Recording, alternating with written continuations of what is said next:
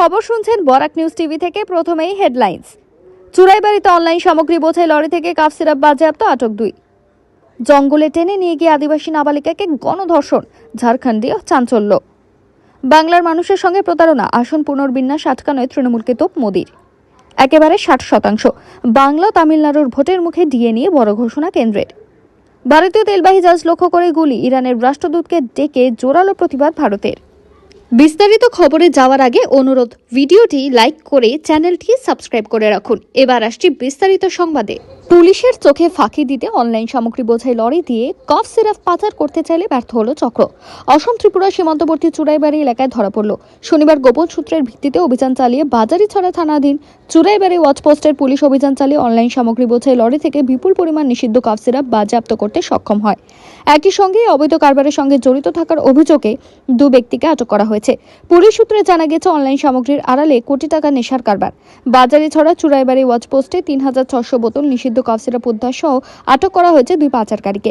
শ্রীভূমি জেলার অসম ত্রিপুরা সীমান্তবর্তী বাজারিছড়া থানা অধীন চুরাইবাড়ি এলাকায় ফের বড়সড় নেশা পাচার চক্রের পর্দাফাশ করল পুলিশ। অনলাইন সামগ্রী বোঝাই লরির আড়ালে গোপনে পাচার করা হচ্ছিল বিপুল পরিমাণ নিষিদ্ধ নেশা জাতীয় কফ সিরাপ। তবে পুলিশের তৎপরতায় সেই পরিকল্পনা ভেস্তে যায়। একই সঙ্গে পাচার চক্রের সঙ্গে জড়িত থাকার অভিযোগে লরির চালক ও সহচালক দুজনকে আটক করতে সক্ষম হয় পুলিশ। জঙ্গলে টেনে নিয়ে গিয়ে এক আদিবাসী নাবালিকাকে গণধর্ষণের অভিযোগ উঠল 5 যুবকের বিরুদ্ধে। বৃহস্পতিবার রাতে চাঞ্চল্যকর এই ঘটনাটি ঘটেছে ঝাড়খণ্ডের লাটেহার জেলায়। এখনো পর্যন্ত অভিযুক্তদের গ্রেপ্তার করতে পারেনি পুলিশ। পুলিশ সূত্রে খবর, বৃহস্পতিবার রাতে গ্রামে একটি বিয়ে বাড়িতে যোগ দিয়েছিল নির্যাতিতা। অভিযোগ, সেই সময় সেখানে উপস্থিত ছিলেন গ্রামেরই 5 যুবক। কিছুক্ষণ পর বিয়ে বাড়ির ভিড় থেকে কিছুটা দূরে সরে যায় কিশোরী। তখনই 5 যুবক তাকে টেনে হিঁচড়ে জঙ্গলে নিয়ে যায়। নির্যাতিতা যাতে চিৎকার করতে না পারে সেজন্য অভিযুক্তরা তার মুখও বেঁধে দেয়। জঙ্গলে কিশোরীকে তারা গণধর্ষণ করে বলে অভিযোগ। এরপর এই 5 যুবক নির্যাতিতাকে সেখানে ফেলে রেখেই চম্পট দেয়। গভীর রাতে কোনো মতে কিশোরী তার এক আত্মীয়ের বাড়িতে পৌঁছায় এবং গোটা ঘটনাটি জানায়। তার অভিযোগের ভিত্তিতেই তদন্তে নামে পুলিশ। তবে এখনো পর্যন্ত অভিযুক্তদের গ্রেপ্তার করা হয়নি। এক পুলিশ আধিকারিক বলেন, নির্যাতিতার শারীরিক পরীক্ষা সম্পন্ন হয়েছে। অভিযুক্তদের খোঁজে আমরা চিরুনি তল্লাশি শুরু করেছি। শীঘ্রই তাদের গ্রেপ্তার করা হবে। সব দিক খতিয়ে দেখে ঘটনার তদন্ত করা হবে বলে আশ্বাস দিয়েছেন তদন্তকারীরা। মহিলা সংরক্ষণ বিল ও আসন পুনর্বিন্যাস বিল সংসদে পাশ না হওয়ায় বিরোধীদের বিরুদ্ধে বেনজির আক্রমণ প্রধানমন্ত্রীর। জানালেন, আসন পুনর্বিন্যাস নিয়ে দেশবাসীকে ভুল বোঝাচ্ছে কংগ্রেস, তৃণমূল ও ডিএমকের মতো রাজনৈতিক দলগুলি। প্রধানমন্ত্রীর দাবি, বিল পাশ হলে প্রতিটি রাজ্যে জনপ্রতিনিধির সংখ্যা বাড়ত। পশ্চিমবঙ্গে জনপ্রতিনিধির সংখ্যা বাড়ত। বিল আটকে দিয়ে রাজ্যের মানুষের সঙ্গে প্রতারণা করেছে তৃণমূল, ডিএমকের মতো দলগুলি। মহিলা সংরক্ষণ বিল প্রসঙ্গে শুরু থেকে বিরোধীদের অভিযোগ ছিল, মহিলা সংরক্ষণের মোড়কে ভারতের ভোট মানচিত্র বদলে দেওয়ার চেষ্টা করছে মোদী সরকার।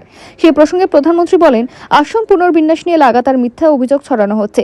ওরা দাবি করছে আসন পুনর্বিন্যাসে একাধিক রাজ্য ক্ষতিগ্রস্ত হবে, যদিও সরকার প্রথম থেকে স্পষ্ট করে দিয়েছে কোনো রাজ্যে আসনের অনুপাত বদলাবে না, পরিণতি কমানো হবে না, বরং সব রাজ্যের আসন সমানুপাতিক হারে বাড়বে। কেন্দ্রীয় সরকারি কর্মীদের জন্য সুখবর। মন্ত্রিসভার বৈঠকে সরকারি কর্মীদের জন্য 2% ডিএ বৃদ্ধির প্রস্তাবে অনুমোদন দিয়ে দিল মোদী সরকার। যার জেরে কেন্দ্রীয় সরকারি কর্মীদের ডিএর হার বেড়ে দাঁড়ালো মূল বেতনের 60%। বাংলা ও তামিলনাড়ুর ভোটের মুখে ডিএ বৃদ্ধি মোদী সরকারের মাস্টার স্ট্রোক হতে পারে, কারণ এই ঘোষণায় রাজ্য কেন্দ্র সরকারের ডিএর ফারাক আরও বাড়ল। যদিও ডিএ বৃদ্ধির হার নিয়ে খানিকটা অসন্তোষ রয়েছে। সরকারের এই সিদ্ধান্তে উপকৃত হতে চলেছে 1 কোটিরও বেশি কেন্দ্রীয় সরকারি কর্মী ও পেনশনভোগী। এর মধ্যে 50.5 লক্ষ কর্মী ও 66.5 লক্ষ পেনশনভোগী। অতিমারির সময় 3 বার ডিএ স্থগিত করে দেওয়া হলেও 2021 সাল থেকে ফের নিয়মিত ডিএ দেওয়া শুরু করেছে কেন্দ্র।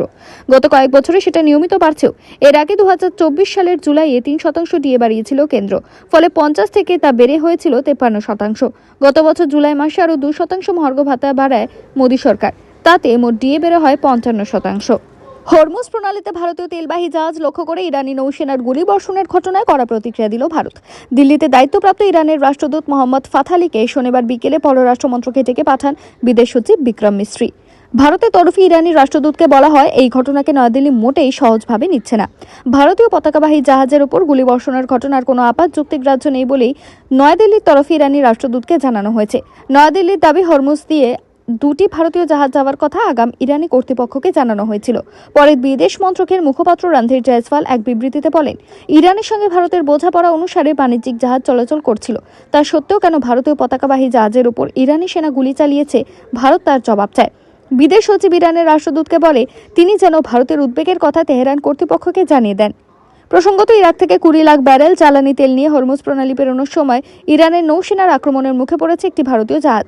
ওমানের উত্তর প্রান্তে শনিবার এই ঘটনা ঘটে। জাহাজটি ইরানি নৌসেনার গুলিতে ক্ষতিগ্রস্ত হয়েছে।